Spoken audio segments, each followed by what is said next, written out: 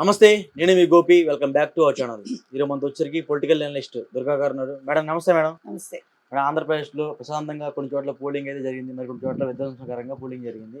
So polling ఎవరైనా పక్కన పెడితే ముఖ్యంగా నిన్నటి నుంచి బుద్ధ వెంకన్న గారు కాంట్రవర్సీగా మాట్లాడుతున్నారు. ఏంటంటే కౌంటింగ్ అయిపోయిన వెంటనే జాతీయ అధ్యక్షుడు పదవి నారా లోకేష్ గారికి ఇచ్చేస్తారు అని కొన్ని కాంట్రవర్సీగా మాట్లాడుతున్నారు. అంటే దీని వెనక చంద్రబాబు గారిని మాట్లాడిస్తున్నారా ఎట్లా?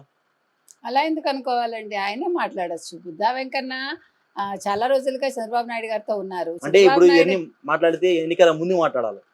కాదు కదా, ఉమ్. ఎన్నికల ముందు ఎలా మాట్లాడతారండి? ఏమైంది మేడం? ఇప్పుడు ఎన్నికలు జరిగాక ఎన్నికల సరళిని పరిశీలించాక ఉమ్. డెఫినెట్ గా తెలుగుదేశం కూటమి వస్తుందన్నాక ఆయన అభిప్రాయం ఆయన చెప్తున్నారు. ఉమ్.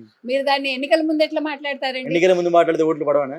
అదేం లేదు. మరి? అసలు ఇక్కడ ఇష్యూ అది కాదు కదా. ఉమ్. ఇక్కడ ఇష్యూ ఏంటి? అసలు లోకేష్ ఎందుకు చేయాలి అంతవరకే ఇష్యూ. ఉమ్. లోకేష్ ఒకవేళ ఏంటి రాష్ట్ర అధ్యక్షుని చేసినా ప్రజలు ఓటేయడం మానేరు, చెయ్యమన్నా కూడా ఓటేయడం మానేరు. అక్కడ ఓటు ఎందుకు వేశారు? వాళ్ళు వైసీపీని తరిమి కొట్టాలనుకున్నారు, జగన్మోహన్ రెడ్డిని ముఖ్యమంత్రిని చేయకూడదు అనుకున్నారు.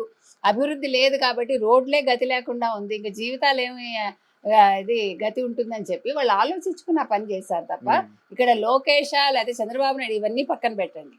అక్కడ కావాల్సింది వాళ్ళకి కూటమిని గెలిపించాలి, వైసీపీని ఇంటికి పంపించాలి, అంతే తప్ప ఇక్కడ ఇతన్ని ఒకవేళ రాష్ట్ర అధ్యక్షుని చేసినా వాళ్ళకి నష్టం లేదు, చేయకపోయినా వాళ్ళకి నష్టం లేదు. అయితే బుద్ధా వెంకన్న ఎందుకు మాట్లాడారు? బుద్ధా వెంకన్న ఏంటంటే ఫస్ట్ నుంచి కూడా తెలుగుదేశం ఆయన అభిమాని. అది ఒకటే కాదు, ఆయన చెప్పాడు కదా, నేను చంద్రబాబు నాయుడు కాళ్ళు మరి రక్తంతో కడిగాను అన్నాడు. ఏంటో మరి నాకు అది అర్థం కాల. So okay, what ever it is, ఆయన అదేమన్నాలి, ఆయన వ్యక్తిగతం, అది తీసుకోకండి. కాకపోతే ఏంటంటే అసలు ఎందుకు లోకేష్ని ఇప్పుడు మనం రాష్ట్ర అధ్యక్ష పదవి తెలుగుదేశానికి నిలబెట్టాలి. తర్వాత ఇంకొక మాట కూడా అన్నాడు ఆయన, లోకేష్ని రాష్ట్ర అధ్యక్షుని చేయాలి, చంద్రబాబు నాయుడు గారిని ఎన్డీఏ కూటమికి కన్వీనర్గా చేయాలి అని. అది ఇప్పుడు కొత్తగా చేసేదేం లేదు, ఆల్రెడీ ఆయన కన్వీనర్గా చేశారు. He proved himself. మనం చాలాసార్లు మాట్లాడుకున్నాం దాని గురించి.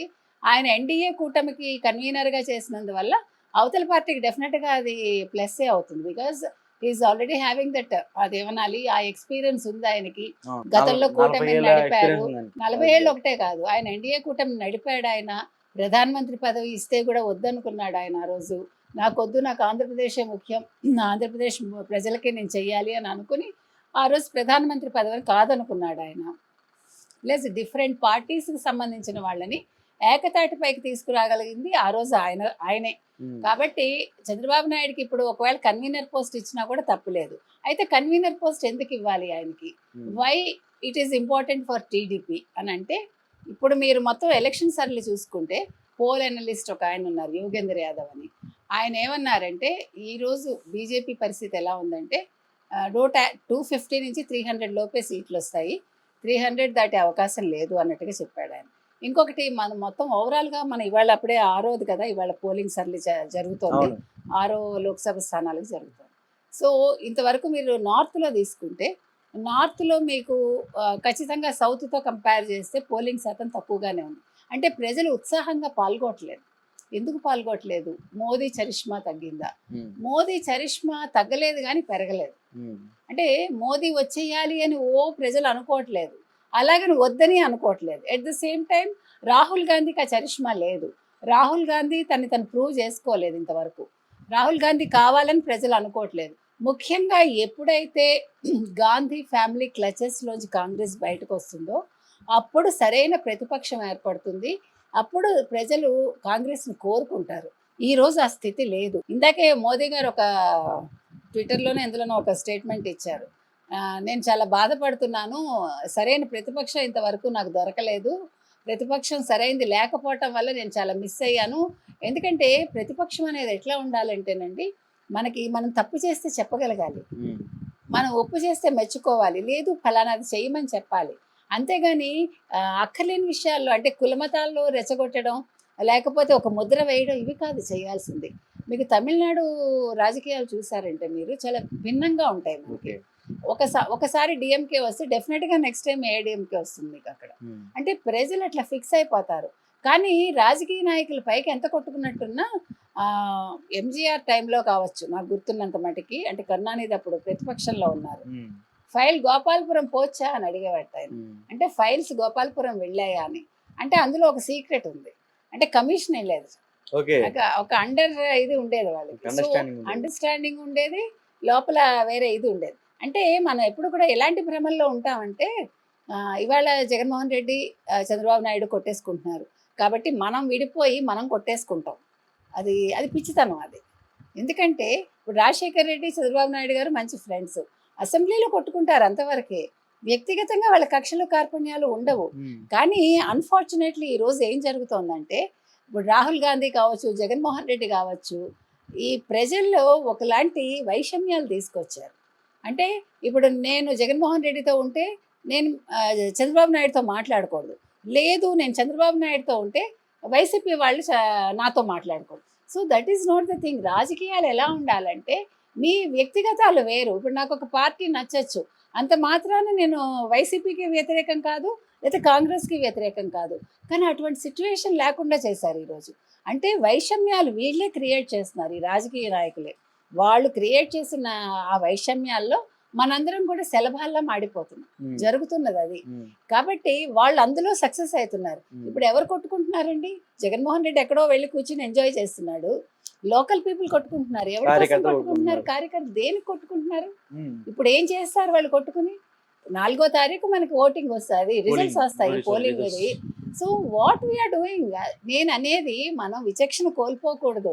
వాళ్ళ కోసం మన ప్రాణాలు బలిపెట్టి లేకపోతే పక్కవాడి ప్రాణాలు తీసి ఇది కాదు రాజకీయం అంటే. హ్మ్. కాబట్టి ఇప్పుడు మీరు అడిగిన దానికి మనం లోకేష్ దగ్గరికి వస్తే, లోకేష్ ఏమి వైషమ్యాలు క్రియేట్ చేయలేదు మనకి తెలిసినంత మట్టికి.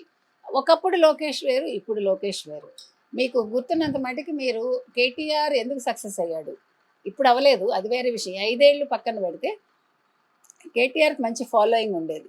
If you remember well. అవును. తెలుసు. బికాస్ 14 ఏళ్ళు ఆయన తండ్రితో పాటు ప్రయాణం చేశాడు. హరీష్ రావు చిన్నప్పటి నుంచి సొంత మేనమామతో ప్రయాణం చేశాడు. కవిత 14 ఏళ్ళు తండ్రితో ప్రయాణం చేసింది. ఈ ప్రయాణంలో వాళ్ళు ఎలా మాట్లాడాలి, ఎలా ప్రజలతో మమేకం అవ్వాలి, ఏం మాట్లాడితే ప్రజలకు నచ్చుతుంది, ఇవన్నీ నేర్చుకున్నారు. మనం కేసీఆర్‌లో కొన్ని చెడ్డ లక్షణాలు ఉన్నాయి, కొన్ని మంచి లక్షణాలు ఉన్నాయి. కాకపోతే స్వార్థం మనిషికి తలకెక్కినప్పుడు పతనం అనేది వస్తుంది. అది జరిగింది ఇక్కడ. Otherwise he is a very good orator. చాలా బాగా మాట్లాడతాడు ఆయన. అది వీళ్ళకి వచ్చింది. మీరు చూసుకుంటే కేసీఆర్ ఇంట్లో అందరూ బాగా మాట్లాడతారు. హ్మ్. మీకు మాట్లాడటం అనేది చాలా మంచి కళ అది. అందరికీ రాదు. అది వాళ్ళకి వంట పట్టింది. కాకపోతే కేటీఆర్ ఇప్పుడు దెబ్బతిన్నాడంటే ఈ 5 ఏళ్లలో వాళ్ళు చేసిన పనులు. అలాగే లోకేష్ ఫస్ట్‌లో మీరు గుర్తున్నంత మట్టికి మీకు గుర్తుంటే హ్మ్. వాళ్ళు కేటీఆర్‌తో కంపేర్ చేసేవాళ్ళు. If you remember well. అవును. అవును.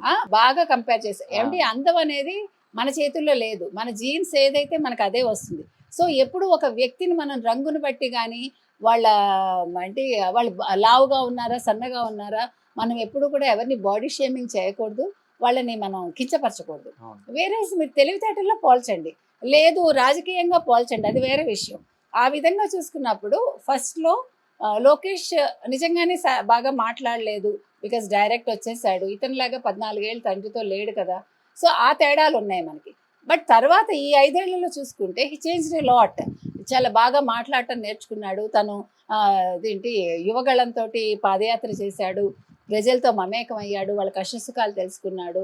మనిషికి కావాల్సినది ఈ 5 ఏళ్లలో ఏదైతే జగన్మోహన్ రెడ్డి చేయలేదో అది ఈరోజు లోకేష్ చేశాడు. మీరంటే డిఫరెన్స్ చూసుకుంటే. ఒకప్పుడు ఆయన పాదయాత్ర చేశాడు. చెల్లెలు పాదయాత్ర చేసి ఆయనకి పదవి ఇప్పించింది. బట్ ఇక్కడ అలా కాదు. తిను సొంతంగా తిరిగాడు ఇతను. ప్రజల దగ్గర తెలుసుకున్నాడు. ఈరోజు మంగళగిరిలో కూడా ఒక మంచి పేరు తెచ్చుకున్నాడు. హ్మ్. సో ఇవన్నీ జరిగాయి మళ్ళీ కాబట్టి ఓడిపోతున్నారు అని కొన్ని వార్తలొస్తున్నాయి. ఎవరు? మంగళగిరిలో. 4వ తారీఖు మీకు తెలుస్తుంది కదా! ఓడతాడో, గెలుస్తాడో మనకెందుకు టెన్షను? హ్మ్. అతను గెలిచినా, ఓడినా అది వేరే విషయం అండి. కాకపోతే అతను రాష్ట్ర అధ్యక్షుడు చేయాలా? అక్కర్లేదా? హ్మ్. చేయడం మంచిదే. ఇప్పుడు మారాడు, మనిషి అన్నీ నేర్చుకున్నాడు. యువ రక్తం కావాలి కాబట్టి ఇప్పుడు ఆలోచన ధోరణి వేరేగా ఉంటుంది కదా! చంద్రబాబు నాయుడుది 40 ఏళ్ళు అయిపోయింది. ఈ ప్రస్థానం అయింది. హ్మ్. కాబట్టి ప్రజలు కూడా మార్పు కోరుకుంటారు. యువతకు కూడా ఏం కావాలో ప్రెజెంట్ సిట్యుయేషన్ బట్టి అది లోకేష్ చేయగలరు కాబట్టి లోకేష్‌కి ఇస్తే తప్పు లేదు. At the same time convener మనం చెప్పుకున్నాం. ఆయనకి ఇవ్వటం వల్ల ఇప్పుడు అక్కడ జరిగే మంచి ఏంటంటే ఈసారి సౌత్‌లో ఎక్కువ సీట్లు వస్తాయి బీజేపీకి. ఎస్పెషల్లీ తెలుగుదేశానికి ఎక్కువ వస్తాయి కాబట్టి తెలుగుదేశం కమాండింగ్ స్టేజ్‌లో ఉంటుంది కాబట్టి ఆయన కన్వీనర్ చేయటం మంచిది. ఇక్కడ రాష్ట్ర అధ్యక్షుడిని ఒకవేళ లోకేష్‌ని చేస్తే అచ్చెన్నాయుడికి ఒక మంత్రి పదవి ఎలాగా ఇస్తారు. తర్వాత ఆయనకి వేరే వెల్ఫేర్ ఏదైనా పెట్టి వాళ్ళ కులానికి సంబంధించి దానికి అధ్యక్షుని చేస్తే బాగుంటుంది అనేది మన బుద్ధా వెంకన్న గారి అభిప్రాయం. సో అది మంచిదే, మనకేమి ఇబ్బంది లేదు. ఎవరిని చేసినా మనకు పర్వాలేదు. లోకేష్‌ని చేసినా పర్వాలేదు, చంద్రబాబు నాయుడు గారిని చేసినా పర్వాలేదు.